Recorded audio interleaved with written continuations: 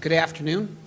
I'm Robert Subrin, President of the Mars Society, and I'd like to welcome you back to the afternoon session of the conference. We're going to have two plenaries this afternoon, the first with Bishop Heiser, who I'll introduce in a minute, and the second being a debate on the subject of Vasimir, silver bullet or hoax. Afterwards, we will divide up into separate track sessions where a number of technical papers will be given. Bishop Heiser was a founding member of the Mars Society back in 1998, Reverend Heiser then. He's a bishop with the Lutheran Church. He's the author of many very insightful papers on space exploration and its significance for society and human ethics. He's written two short books on the subject, Shining City on a Higher Hill and Civilization in the New Frontier. This is his new book, and this one contains a very significant essay he wrote on the space program and how it relates to two fundamentally different ethical systems in a society: a Stoic system, where people commit to achievement, and an Epicurean system where people live for the pleasure of the moment. So I can't recommend this more highly. So anyway, to give his talk, Bishop Heiser. Thank you, Robert.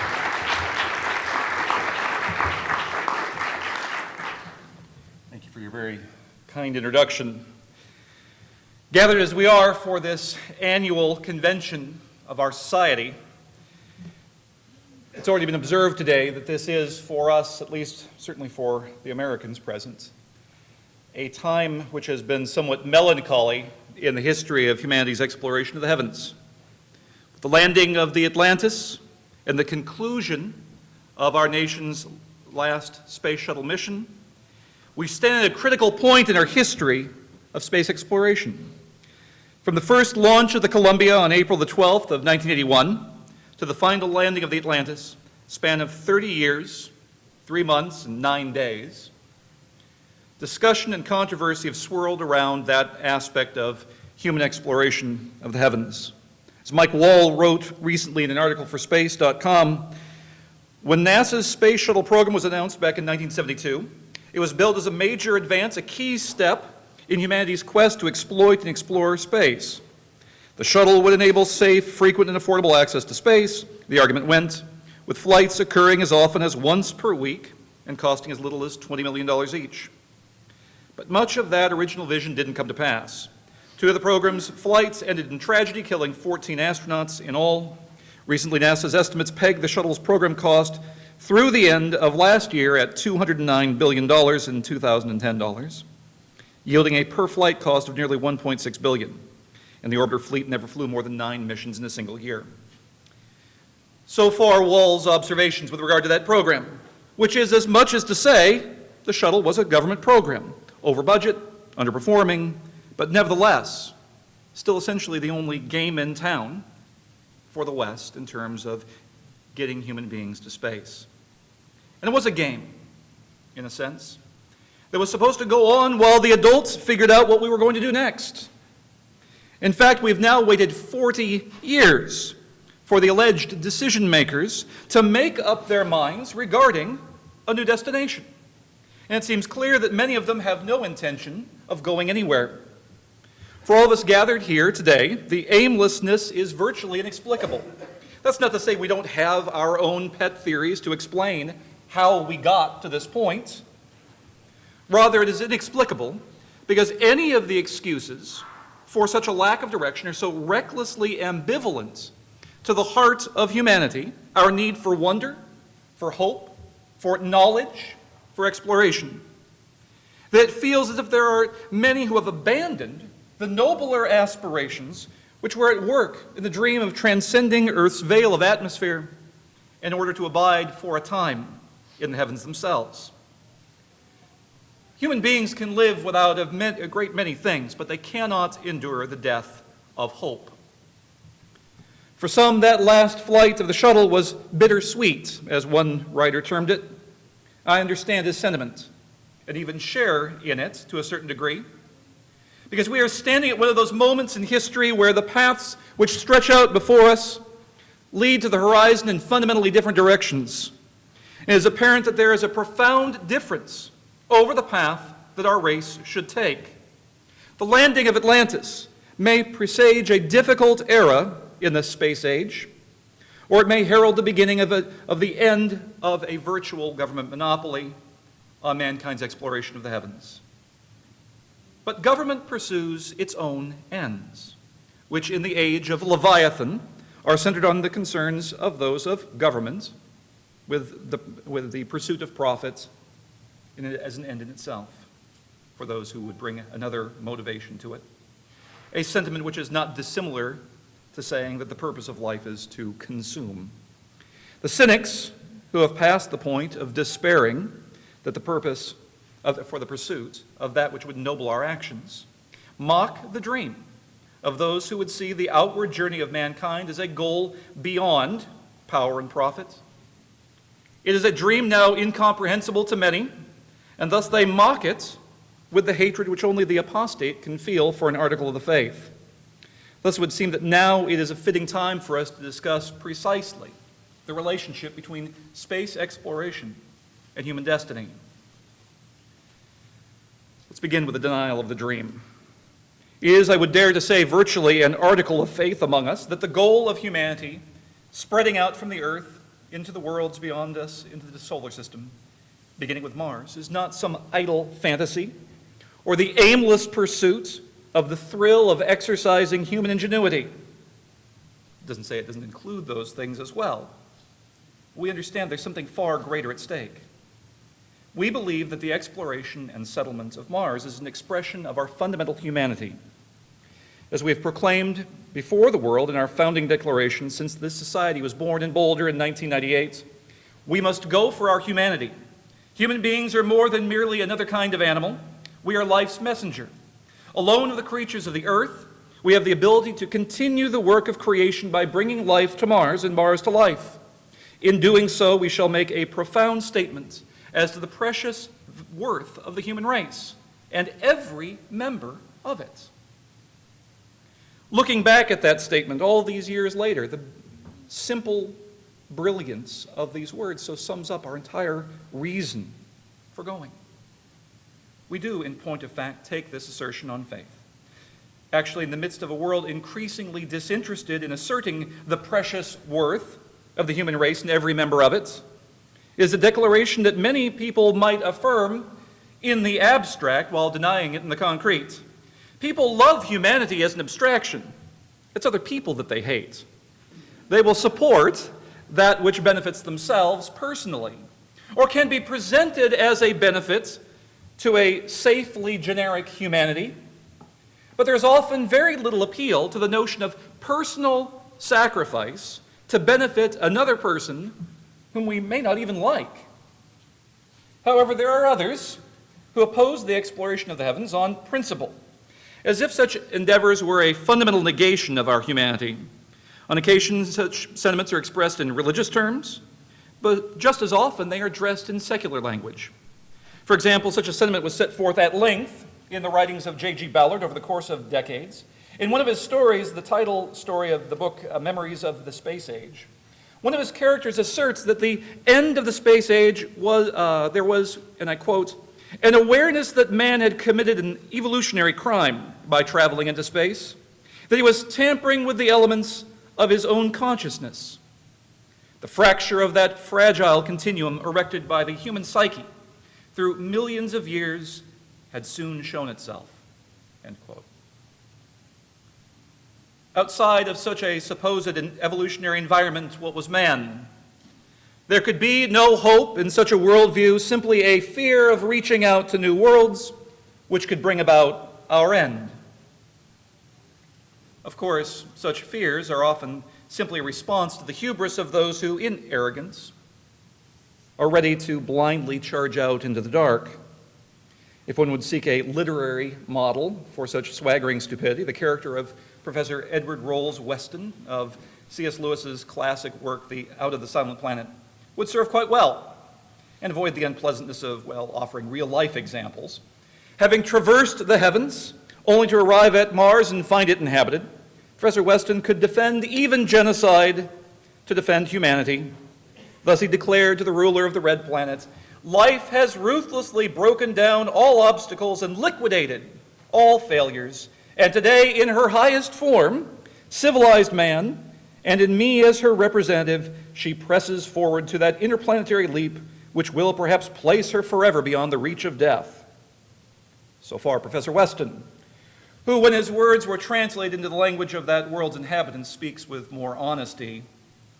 "He says," resumed Ransom, "that these animals learned to do many difficult things, except those who could not, and those ones died and the other animals did not pity them. And he says the best animal now is the kind of man who makes the big huts and carries the heavy weights and does all the other things I told you about.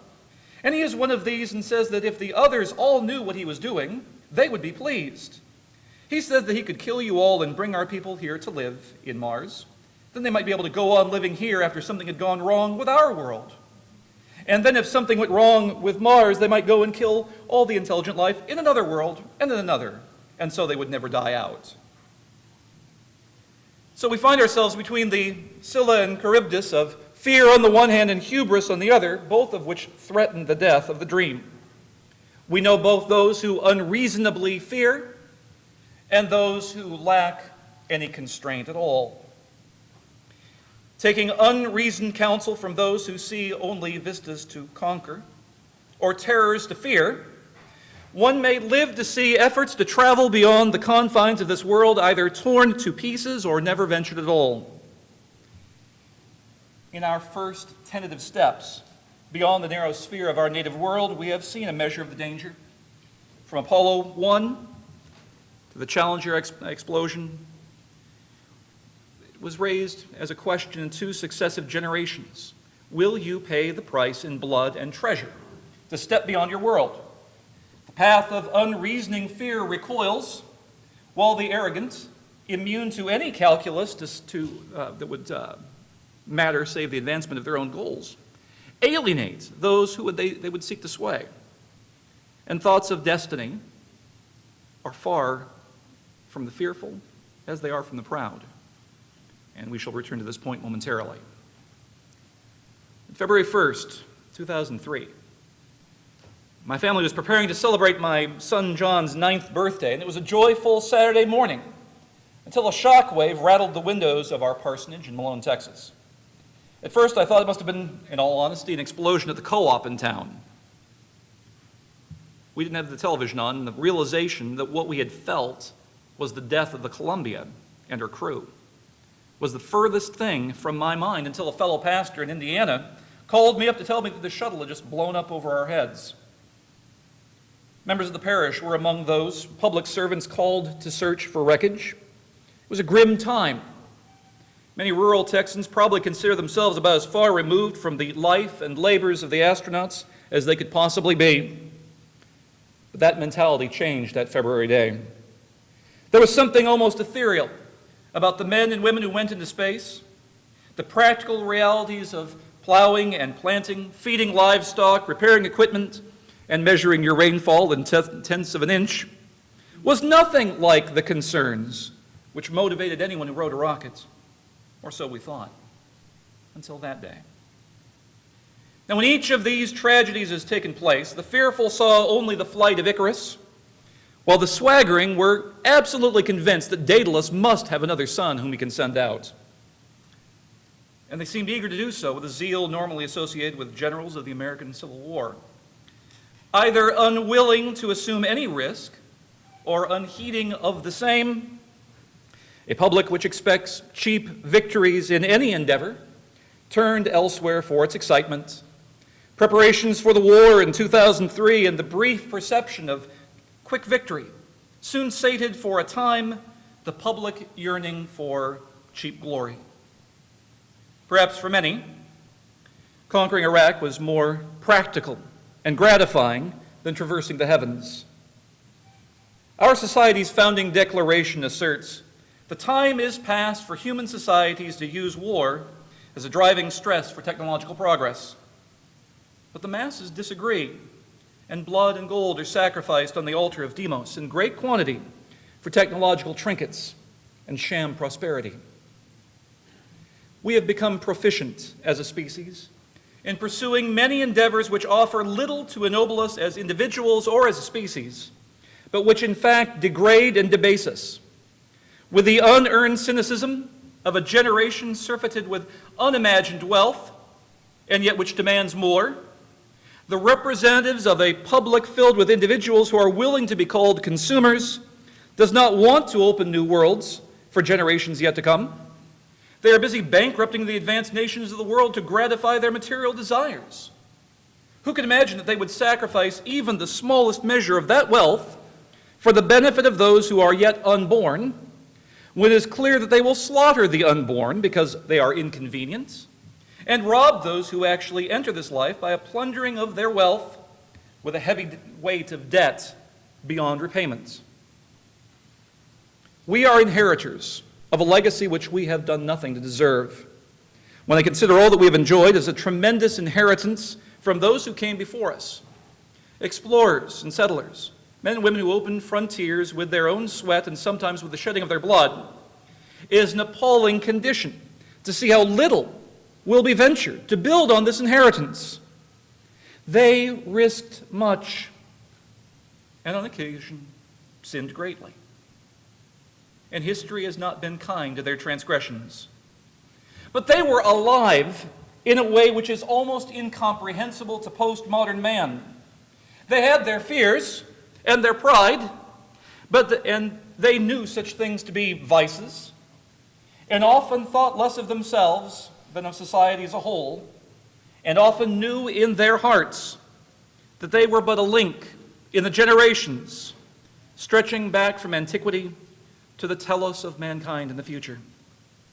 We in this generation of their descendants live in the midst of those who refuse to acknowledge the debt to those who have come before, or having acknowledged it, in pettiness despise those who believe that such an inheritance involves an obligation to those who are yet unborn. The fearful acknowledgement of the fearful acknowledge that they have no such obligation. They are in fact content to stare out at the world, eyes wide with terror, that something that man might do could deprive them of their prosperity. They desire, as was said quite a few years ago now, the end of history, the future of humanity, which is only the grinding repetition of that which has already been, down through countless generations to come. As I said before, they desire only to consume, to be defined by their ability to procure goods, devour them, and then acquire more, until their brief time in this world draws to its close. This is not life. It's a mere existence. We were made for more. The furthest reaches of this good earth explored, they seek only to take to themselves a portion of its bounty, not in the sense of a careful stewardship, but in the yearning to get that which they believe is coming to them. Now, those who are overtaken by hubris also do not acknowledge their obligation. Their desire is for the glory of the hour. They are not heedful of the cost, the true cost, which has been paid through the generations, but see only their labors now as the very pinnacle of all human endeavor, which would far outstrip the glory of that which has come before. Like the fearful, they too seek for themselves. If earth is stripped bare, then they will sail like locusts to 1,000 worlds and devour their resources as well. Swaggering under the weight of their own arrogance, they flippantly mock the notion that the meek will inherit the earth, for they, after all, will conquer the very heavens. They mock because they despise those who made their very existence possible. Both groups would proclaim that they would protect mankind from itself, but they are turned in on themselves in a form of selfishness. They see their lives and labors not in service to something greater than themselves, but in the narrow confines by which they justify their course of action. Which brings us, then, to the question of the destiny of man. By this juncture, it should be, as usual with me, that my sympathies are clearly not with those who would turn inward out of fear, nor would those who would leap outward in the thoughtless pursuit simply of avarice. Man is no mere animal, much less is he simply a biological computer acting out a program without moral accountability. The civilization has permitted itself to drift in recent generations. It has drifted from the clearer course which guided it across the course of centuries. For centuries, the West was defined by an exploration which was both inward and outward. And this exploration has been in the realm of the sciences and beyond and above such narrow realm of calculation and experimentation, into the higher realms of literature, poetry, political philosophy, history, theology. The inward journey, the exploration of the mind and the soul, and the outward journey, the exploration of the earth and the heavens beyond, were often in tension and occasionally in conflict, but they continued their shared path. Where the postmodern age has faltered in the pursuit of this twofold exploration, it has done so because the unity in tension which existed between the fields of knowledge is broken down. In 1976, Richard Lewis captured something of this continuity of the inward and outward exploration in his book entitled, rather broadly, From Vinland to Mars, 1,000 Years of Exploration. The author, who was a former editor of the Bulletin of the Atomic Scientists and science editor of the Chicago Sun-Times, dared the audacious task of attempting the harmonization of a millennium of Western history as an exploration across the face of the earth and then across, as he said, another sea, the heavens, to arrive at new worlds. Lewis began his book with the simple question, how do we account for the space age? He wrote as follows, is it the inevitable consequence of technoscientific evolution and development? Does it express some innate biological compulsion driving man to seek his fate among the stars? Or is it an anomaly, an excursion, a digression from the mainstream of human concerns brought about by the politics of the Cold War?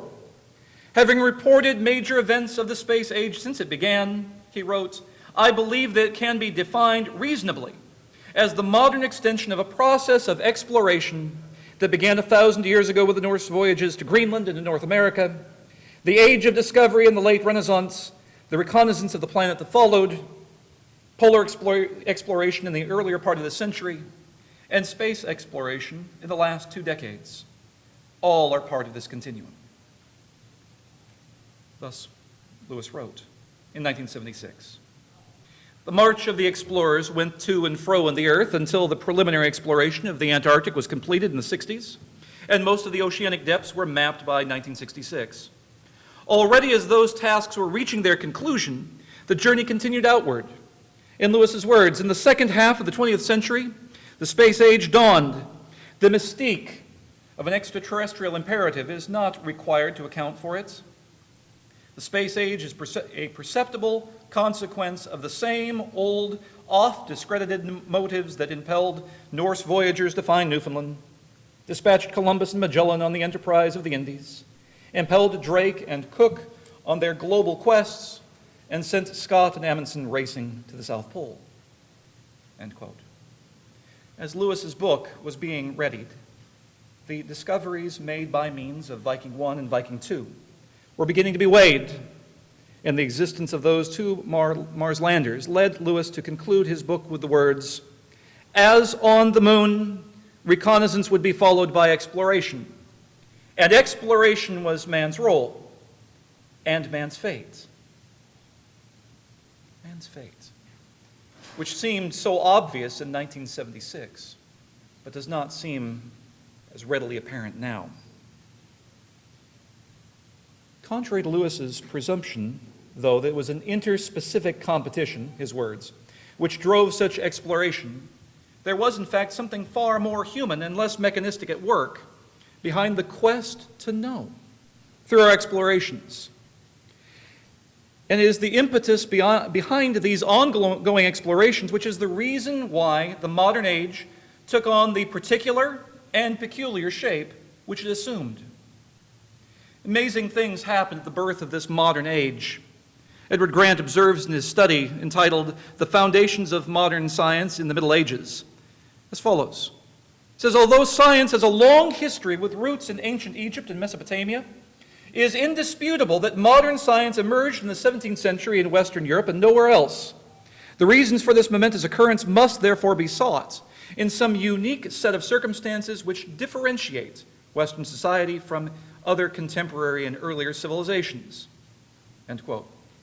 Grant painstakingly demonstrates that contrary to the distortion, parody really, of the actual intellectual history of the pre-modern age, presented by many of those who are overeager to assault the very roots of our civilization, the very foundation supporting this twofold path of inward and outward exploration are theological in origin.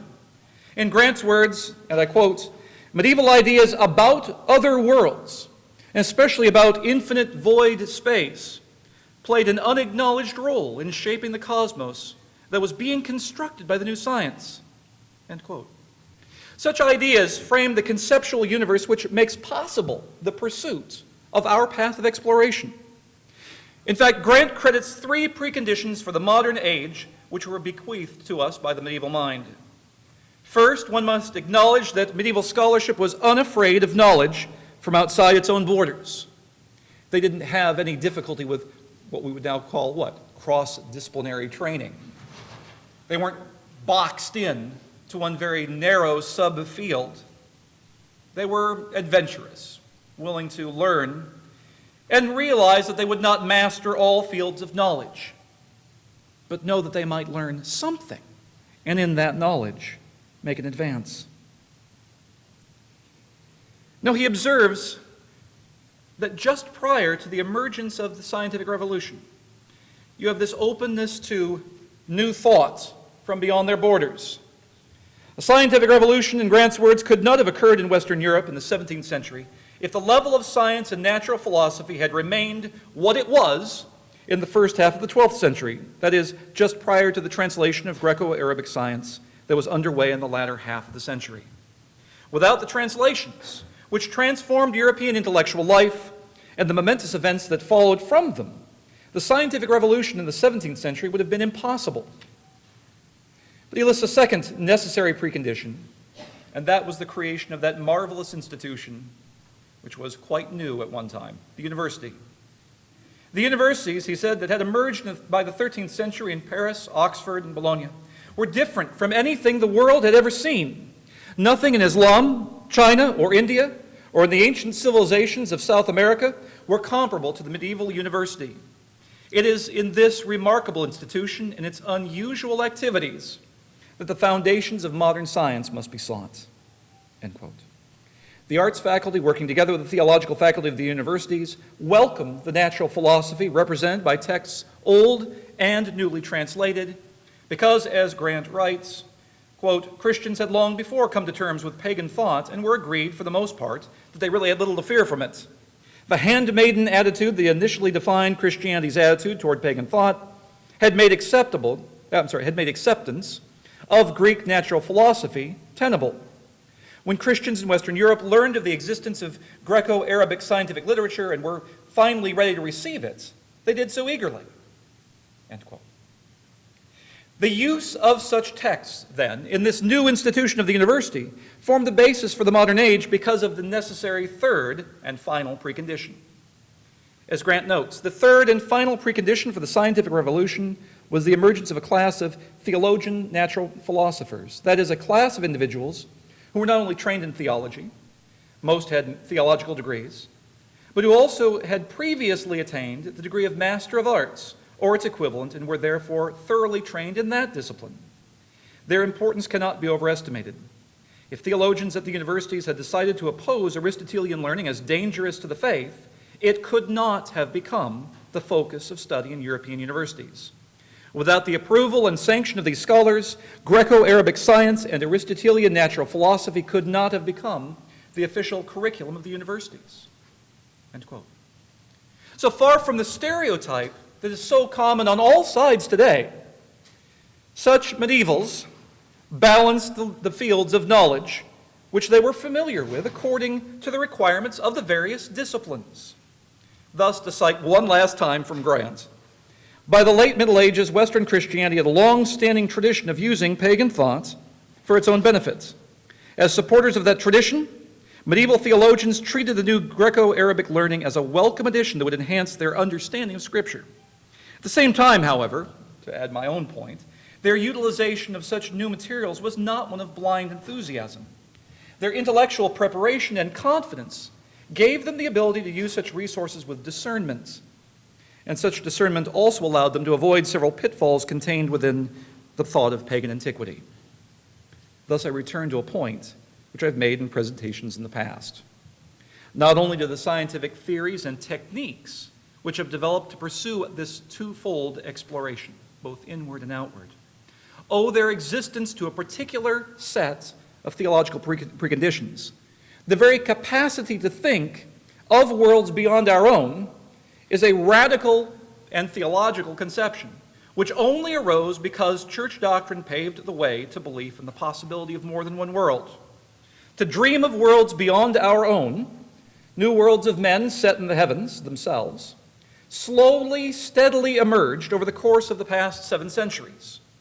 An unanticipated consequence of the rattling and then finally the breaking of fetters imposed upon the Western mind by Aristotelian thought. The belief in the plurality of worlds, in fact, the notion even of a vacuum existing beyond our world, these things were forbidden in antiquity. The pagan mind had reasoned itself into the corner of saying there could only be one world, and that far from the earth being the center of the universe, it was the bottom of creation. It was where the matter had settled out to.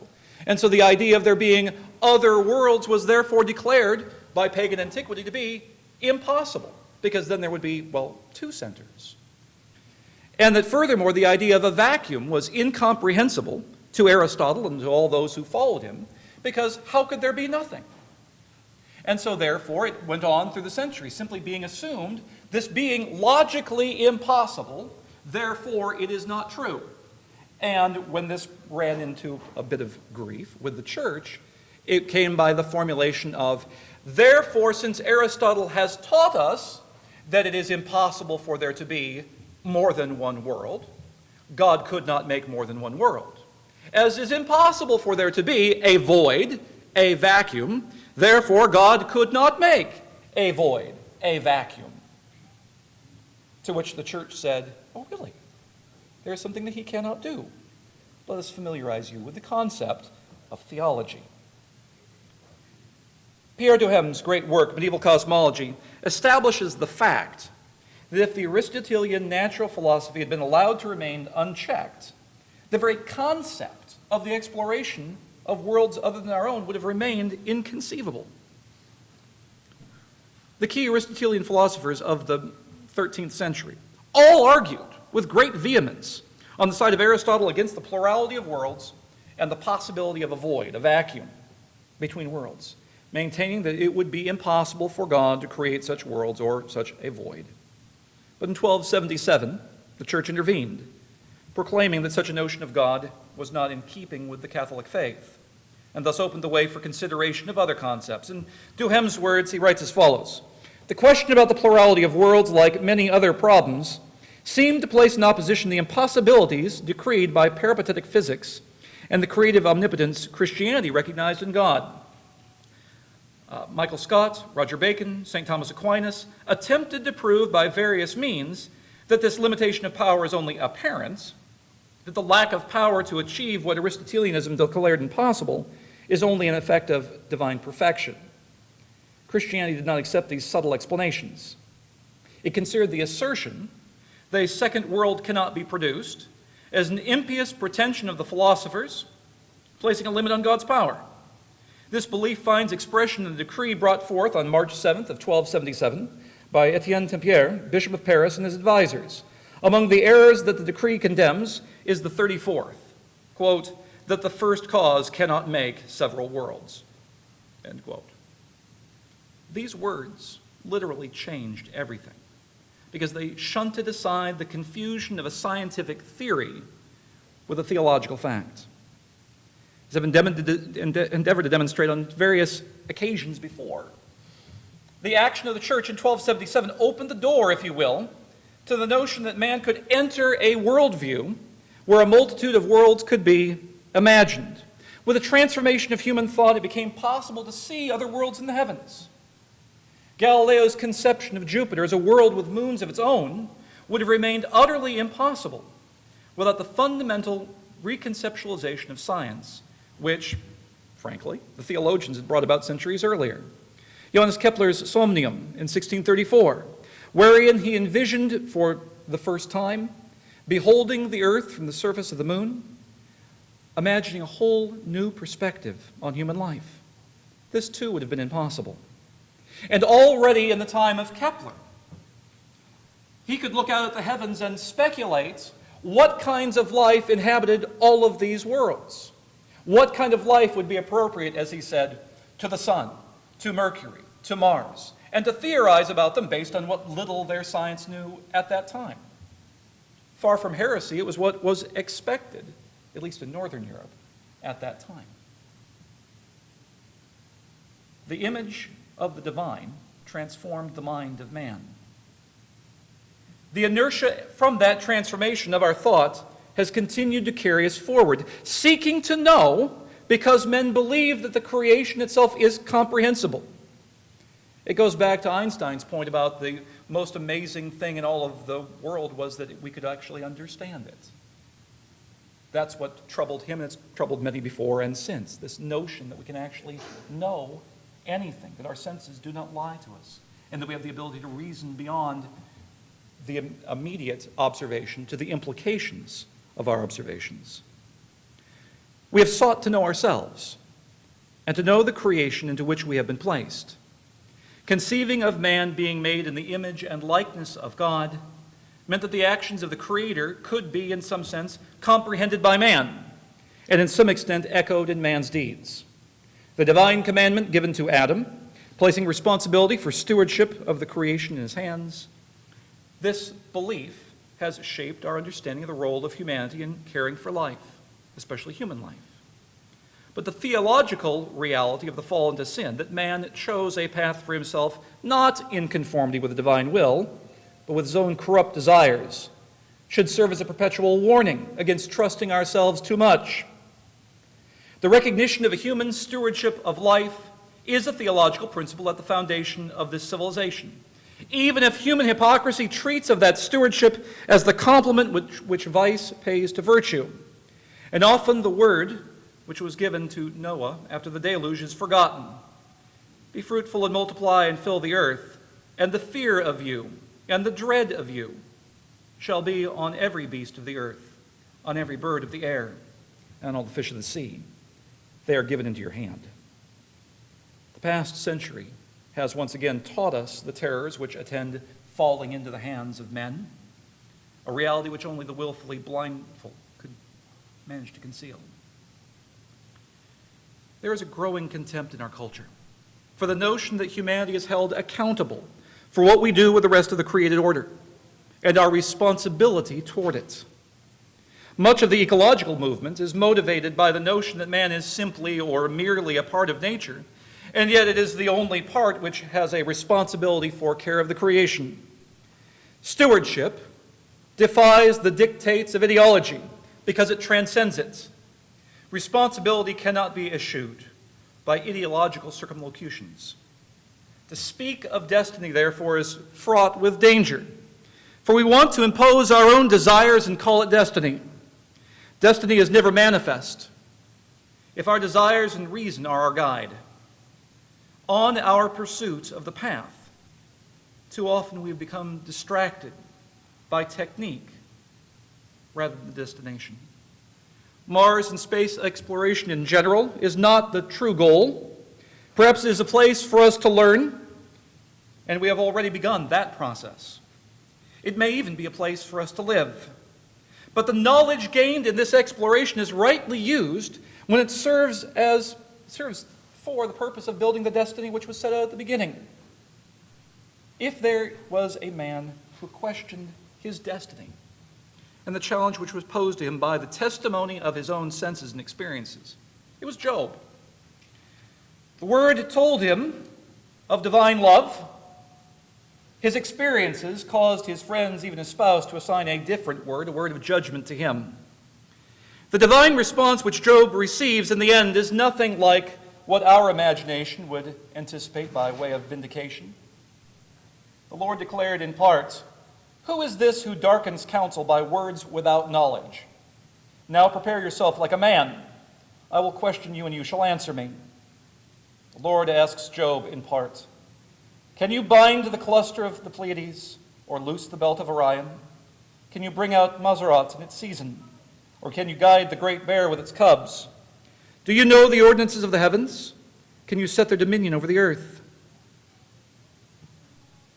As the wonder of the heavens and the earth continue to expand after all these centuries, that as our exploration continues to fan out, if you will, and we simply discover richer and richer complexity to everything that surrounds us, we begin to gain a greater measure of precisely how profound those words in Job are.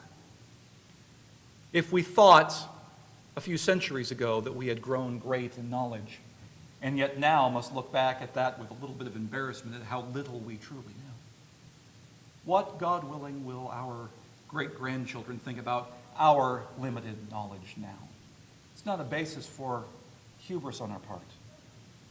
It's a basis for thanksgiving that we have been given so much already and have the hope that more might yet be learned. Job's ultimate confession: "I have uttered what I did not understand, things too wonderful for me which I did not know." This too has much to teach us, if we will hear. Now, there is no shame in the reality that the full measure of our destiny in our twofold exploration remains veiled to our reason and our senses. As a civilization, we have allowed ourselves to become distracted for a time, and it's time for us to wake up, put aside our diversions and distractions, our vainglory in our own labors, and return to the wonder which is made known to us in our exploration. Thus the words of Tennyson perhaps might speak to our age. He writes in Ulysses, "Come, my friends, 'tis not too late to seek a newer world. Push off, and sitting well in order smite the sounding furrows, for my purpose holds to sail beyond the sunset and the baths of all the western stars until I die. It may be that the gulfs will wash us down. It may be we shall touch the happy isles and see the great Achilles whom we knew. Though much is taken, much abides. And though we are not now that strength which in old days moved earth and heaven, that which we are, one equal temper of heroic hearts made weak by time and fate, but strong in will to seek, to strive, to find, and not to yield."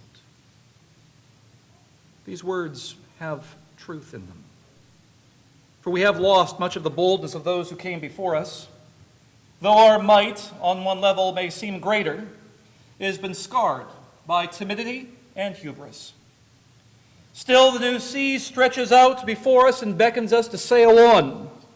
If this pursuit is one which is recognized by few in our own generation, we abide in the hope that coming generations will share our spirit and have reaped that which we hope to sow in our time. If we are often living lives and holding fast to a vision which few embrace, still we take our place in the continuity of those who have come before us in this journey and those whom we hope will follow when we are dust.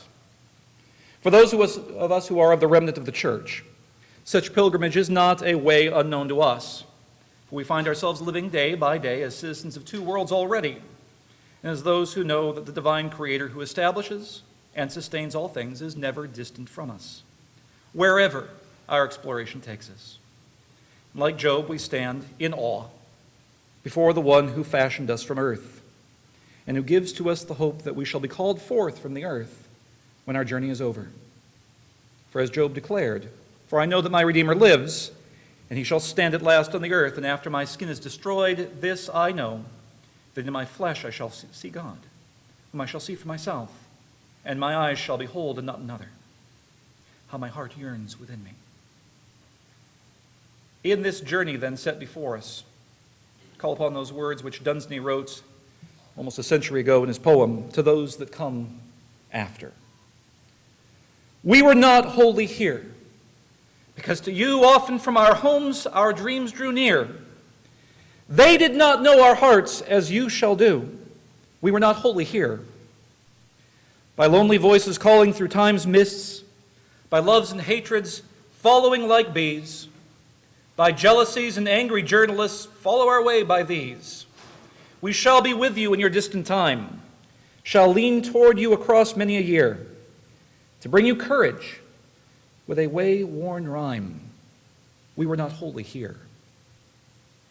May those of distant times and worlds know us in this way, as men and women not wholly of our time, because we share a kinship with those of another time, and who, though we know them not, still we desire that which is for their good and fair winds in their journey. Thank you.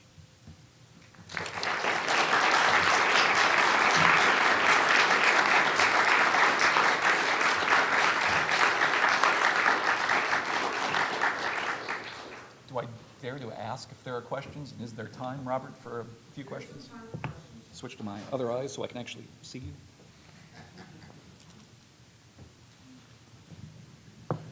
Yes, sir. In Genesis, there's a divine charter to multiply and fill the earth and have dominion over it. Yes. Is there a scriptural analog to that for developing space, for settling space?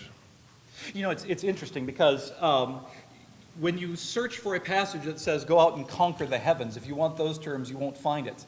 But when we discuss these points theologically, what you find is when you're dealing with the created order, this is what is basically given into the stewardship of man.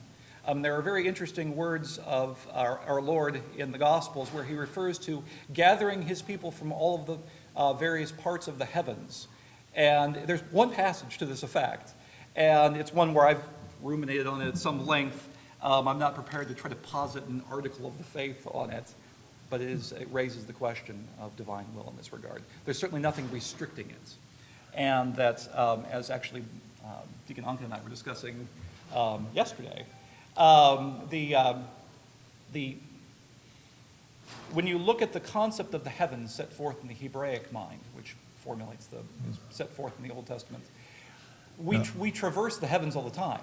The first heaven is the air. The second heaven is the heavens that we look up and see the planets. The third heaven is that which is beyond the created order in the sense that we know it. So we already traverse the first heaven all the time. A lot of you did getting here. I'm from Florida, and I So came you're quite across familiar a with fellow down there. I've been involved in the space program, who wrote a book called Faith in Space. And so I asked him the question, is there a divine charter? And he said, yes, Psalm 8, Dominion Psalm. I'm not sure if you're familiar with that one. Yeah. I could see his reasoning there, but in the sense of a go forth and multiply into the heavens, you're not going to find it worded like you do in Genesis 1, but I don't think that that's necessarily required. Thank you for your question. Yes, sir. My comment and my question Okay. deals with an issue that was raised by Stephen Hawking Okay. in regard to the viewpoint, is there a God? Is there versus is there not a God? And Stephen Hawking attempts to address it by leaning more towards there perhaps is not a God.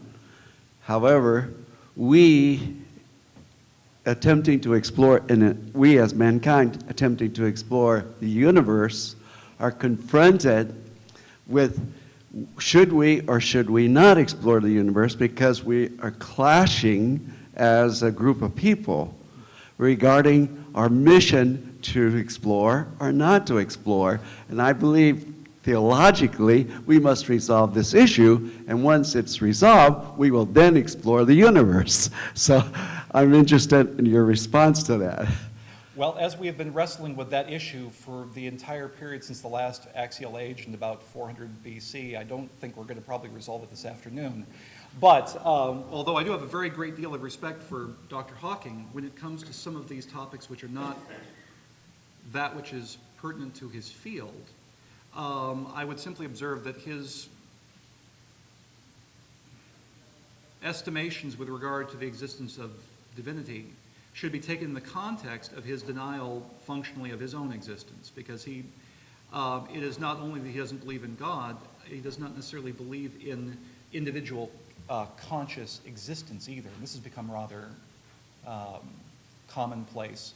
Richard Dawkins' formulation of the persistent, how do you put it, the persistent illusion of personal identity, as I think his wording. I'm not going to argue with anyone who wants to tell me that they don't actually exist. I will laugh at them, but I do not argue with computers. And this has been part of the problem that this kind of collapses into, is when this question of divine existence is raised, it's often raised by those who will, in the end, maintain that there's not really a them in there either, that they are the result of strictly biochemical processes which don't allow for any meaningful free will and so forth. Please don't get into a long argument with me about this anyway here, but the point is that's what it does reduce down to with some of them, and that tends to be a bit of an undermining of the first part of their argument. Don't tell me God doesn't exist if you're also telling me that you don't exist. So. But we must resolve this in order to promote the exploration of space. Well, and what I would say is that, to the extent that I would agree with your observation, is that to the extent that a consensus existed in Western thought for 7 centuries, it has led us to this point. It's been precisely as that consensus broke down that we've now found ourselves at this impasse. Not in some kind of strictly single point of causation causing exploration to cease, but I think it has been an interesting correlation that we have ground to a halt precisely as the consensus that helped to impel us forward has broken down. Let's take the next 2 questions. Yeah. I'm reminded by your answer there about something that's come up a number of times recently in terms of communism, in terms of other institutions. Rabbi Daniel Epin's work recently on comparing God makes rocks, whereas men make bricks. Men who are in power tend to treat all people who are not in power as components to an end, rather than as individuals of the same worth. Yeah. And I'm thinking of the parable of the talents, where you have the person come, one is left with 10 talents and he makes 10 more, another has 5, makes 5 more, and the last guy only has 1 talent, so he buries it in the backyard, and then when the ruler comes back and says, what did you do with it? The one who only buried his talent throws it out, or is thrown out of the kingdom. And all this comes down to a single thought, which is, if the boundary stones of a human life are set by an omnipotent God, who are the boss, the politician, the whatever, the educator, to tell you what those boundaries are? I think that we are getting into a situation culturally where we are starting to grind into being bricks. Yeah. And we need to break out of that theologically as well as intellectually. I agree, and without varying too much into the matters of the kingdoms of this world, it is a fact that as the influential have sought to drive out divine accountability, what you've ended up with is a state which has placed itself in the role of some petty god, which has power over all things, including life itself. They reign with a terror in these things that is unimaginable, left to themselves. And we're back to the Iliad then. Thank you. Yes, sir. I'm Martin Fowler from Elon University. I teach philosophy. So I had a philosophical take on Genesis I wanted to briefly try on you. What if you thought of the Adam and Eve story, especially Adam and Eve's expulsion from Eden, not as a creation story exclusively, but also as a prophecy? That Adam and Eve showed themselves to be rather unfit for Eden. And Eden, in the form of a cherub, said, you have to go out to the wilderness now. Well, at the beginning of the 21st century, humanity is spending a great deal of time and money trying not to step in its own environmental messes, and the messes it's making for other species. And perhaps nature, in the form of Gaia, is now saying, it's really time for you to go find your humanity someplace else for a while. We need to get our act together here in your absence. I think that's a novel interpretation. Yeah. What I would say, though, in all seriousness, the intention of the account is to make the point You don't argue between Adam and Eve versus individuals versus humanity. The whole point is all of mankind is in Adam. It's a Right. very Hebraic notion of personhood. I try to explain this to folks from time to time in terms of Israel, in terms of understand Israel was a guy, and then the whole point is the whole descent from there is descent from a man. And that all of mankind was in Adam. That doesn't make some kind of well, is he a symbol or is he a person? No, it's all of man is in Adam. And so when one man falls, all of mankind falls. And that any misunderstandings with regard to the concept of stewardship are precisely found in the devastation which man's sin brought to that created order. So, Thank thank you. you for your question. Thank you. Thank you.